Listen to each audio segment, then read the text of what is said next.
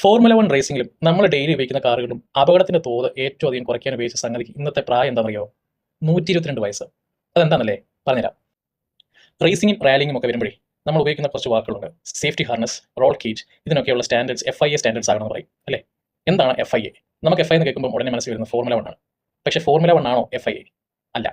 ആ കഥ പറയാം.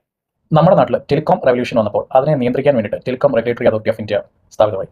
അതുപോലെ 1900 ആദ്യ കാലഘട്ടങ്ങളിൽ യൂറോപ്പിലും അമേരിക്കയിലും ഒക്കെ കാറുകൾ വളരെയധികമായി ഇറങ്ങാൻ തുടങ്ങി. കാറുകൾ ഇറങ്ങാൻ തുടങ്ങിയെന്ന് വെച്ച് കഴിഞ്ഞാൽ ചെറിയ ചെറിയ കമ്പനികൾ ഇലക്ട്രിക്കോ അല്ലെങ്കിൽ ഗ്യാസിലോ സ്റ്റീമിലോ ഓടുന്ന ചെറിയ വാഹനങ്ങൾ പരീക്ഷിച്ചിറക്കാൻ തുടങ്ങി. അപ്പം അതിനെ നിയന്ത്രിക്കേണ്ടതായിട്ട് ഒരു ആവശ്യം വന്നു. അതിനൊപ്പം തന്നെ മോട്ടോർ സ്പോർട്സ് ക്ലബ്ബുകൾ, ചെറിയ ചെറിയ റേസസ് നടത്തുന്ന ക്ലബ്ബുകളും ധാരാളമായിട്ട് ഉണ്ടാകും. അങ്ങനെ 1904 യൂറോപ്പിലെയും അമേരിക്കയിലെയും പ്രധാന കമ്പനികളുടെയും മോട്ടോർ ക്ലബ്ബുകളുടെയും പ്രതിനിധികൾ കോൺകോർഡ് എന്ന് പറയുന്ന ഫ്രാൻസിലെ ഒരു സ്ഥലത്ത് കൂടി വന്നു. ആ കൂടിവരൽ ഒരു ആഗോള സംഘടന പിറവിയെടുത്തു. വാഹനം ഓടിക്കുന്ന മോട്ടോറിസ്റ്റുകളുടെയും വാഹന കമ്പനികളുടെയും താല്പര്യങ്ങൾ സംരക്ഷിക്കുക, അത് 2 തലത്തിൽ സംരക്ഷിക്കുക എന്നതായിരുന്നു. റോഡ് സേഫ്റ്റിയും ട്രാഫിക് നിയമങ്ങളുമാണ് അതിൽ ഒരു ഡിവിഷൻ. രണ്ടാമത്തേതാണ് നമ്മൾ കാണുന്ന F1 കാണുന്ന മോട്ടോർ സ്പോർട്സ് ഡിവിഷൻ. മുമ്പും ഇതിന്റെ പേര് FIA എന്നായിരുന്നില്ല. രണ്ടാം ലോക മഹായുദ്ധത്തിന് ശേഷമാണ് മോട്ടോർ സ്പോർട്സ് റേസിംഗ് വീണ്ടും ആക്റ്റീവ് ആകുന്നത്. അതോടുകൂടിയാണ് ഇതിന് ഫെഡറേഷൻ ഇന്റർനാഷണൽ ദെൽ ഓട്ടോമോട്ടീവ് എന്ന ഫ്രഞ്ച് നാമം കൈവരിക്കുന്നത്. ഇംഗ്ലീഷിൽ അതിൽ ഇന്റർനാഷണൽ ഓട്ടോമോട്ടീവ് അസോസിയേഷൻ നമ്മൾ പറയും. പക്ഷേ കൂടുതലും പറയുന്നത് FIA എന്ന ലോബി. ഇന്ന് 240ഓളം രാജ്യങ്ങൾ അംഗങ്ങളായിട്ടുള്ള ഒരു അന്താരാഷ്ട്ര സംഘടനയാണത്. അതായത് നമ്മുടെ വേൾഡ് ഹെൽത്ത് ഓർഗനൈസേഷൻ UN എന്ന് പറയുന്ന പോലെയൊക്കെയുള്ള ഒരു അന്താരാഷ്ട്ര സംഘടനയാണ് വാഹനങ്ങൾക്ക് വേണ്ടിയിട്ടുള്ളത്.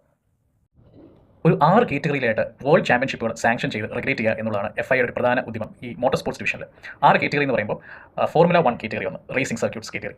അതിൽ F1, F2, F3, GT3 കപ്പുകളൊക്കെ ഉള്ള റേസുകൾ അതിനകത്ത് വരും. രണ്ടാമത്തേതായിട്ട് karting division, world championship for karting. മൂന്നാമത്തേതായിട്ട് നമ്മൾക്കായിട്ടുള്ള WRC, വേൾഡ് റാലി ചാമ്പ്യൻഷിപ്പ്. നാലാമതായിട്ട് വരുന്നത് വേൾഡ് റാലി റേറ്റ് ചാമ്പ്യൻഷിപ്പാണ്. ഡാക്കർ, ബാഹ പോലെയുള്ള ചാമ്പ്യൻഷിപ്പുകൾ അതിലാണ് വരുന്നത്. അഞ്ചാമതായിട്ട് വേൾഡ് എൻഡ്യൂറൻസ് ചാമ്പ്യൻഷിപ്പാണ്. 24 hour ലേമാൻ പോലുള്ള റേസുകൾ അതിൽ വരുന്നു. ആറാമതായിട്ട് വേൾഡ് ചാമ്പ്യൻഷിപ്പാണ്.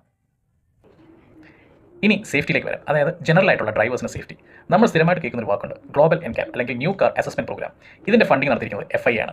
നമ്മുടെ വാഹനങ്ങൾ എത്രമാത്രം സുരക്ഷിതമാണ് എന്ന് ടെസ്റ്റ് ചെയ്ത് നോക്കുന്നത് ഈ ഗ്ലോബൽ NCAP പ്രോഗ്രാമിലാണ്. ഇതിന്റെ ഫണ്ടിംഗ് നടത്തിയിരിക്കുന്നത് FIA ആണ്. അപ്പോൾ next time when you see a car stating FIA spec in its catalog or specification or an RFC model vehicle, understand FIA is not a brand, പക്ഷേ ഒരു അന്താരാഷ്ട്ര സ്ഥാപനമാണ് to ensure safety and which conducts motorsports across the globe.